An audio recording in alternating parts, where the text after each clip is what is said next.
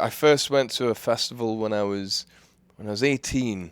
I was living in Aberdeen in the north of Scotland. I had a car at the time, which was my granddad's old car, and it was a Lada, you know, the old Russian cars. And it was a bit of an old banger. It didn't have an alternator.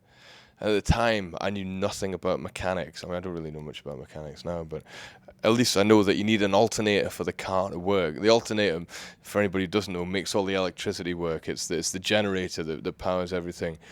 And so we drove from Aberdeen to Glastonbury, which is quite a long way. It's like from the north of Scotland down to the south of England. It's the full length of the UK.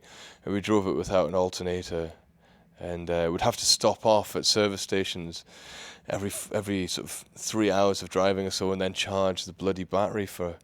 Anyway, it was a long and tortuous journey, and we camped, and that was the first time I ever camped at a festival. I like to have as little as possible in my mind before I go on stage.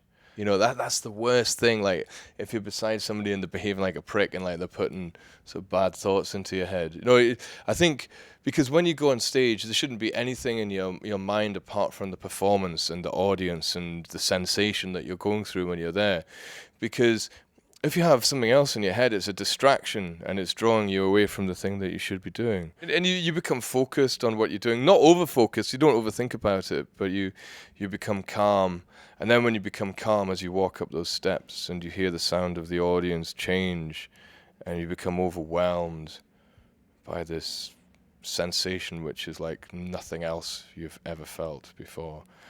I remember I think the second or third time we went to New York, David Bowie came to one of our shows, and that really freaked me out. And then the next time we played, he brought Lou Reed along, and that freaked me out completely. Brain wasn't prepared to deal with that. I know that some audiences are much more interactive than others, and the German audience really wants to sort of take part, like sort of wants to take part in the performance, and that's good. Like it's kind of. Yeah, they're very responsive. You know, you can kind of get them going, which is good for us because, you know, we've got a lot of energy as a band and we appreciate that kind of interaction. The other thing is if people sing along.